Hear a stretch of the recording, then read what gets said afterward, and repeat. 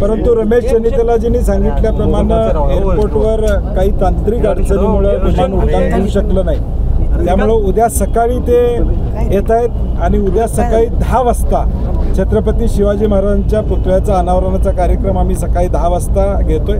आजचा वेळ उद्यावर गेलाय फक्त, परंतु छत्रपती शिवाजी महाराजांच्या पुतळ्याचं अनावर हे 100% राहुलजींच्याच हस्ते होणार हे मला मुद्दामून आपल्याला या ठिकाणी सांगायचं.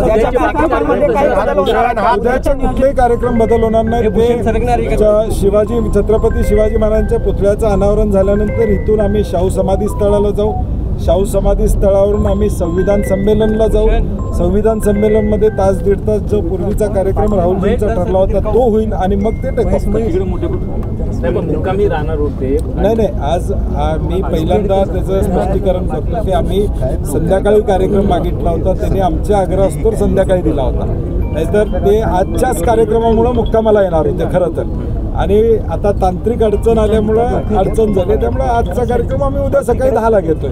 कार्यक्रमाच्या वेळेत आणि तारखेत बदल एवढंच आहे. ब्रेकिंग मोठ्या प्रमाणात येऊन थांबलेले आहे. होय, आता त्याला पर्याय नाही. आमची इच्छा राहुलजींच्याच हस्ते करायची आहे. त्यामुळं या तांत्रिक अडचणीमुळं हा कार्यक्रम उद्या ढकलला गेलाय.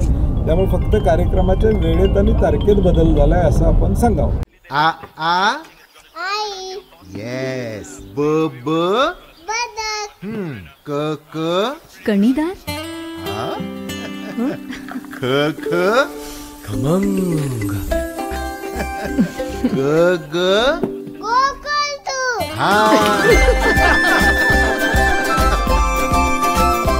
अगदी घरच्यासारखं.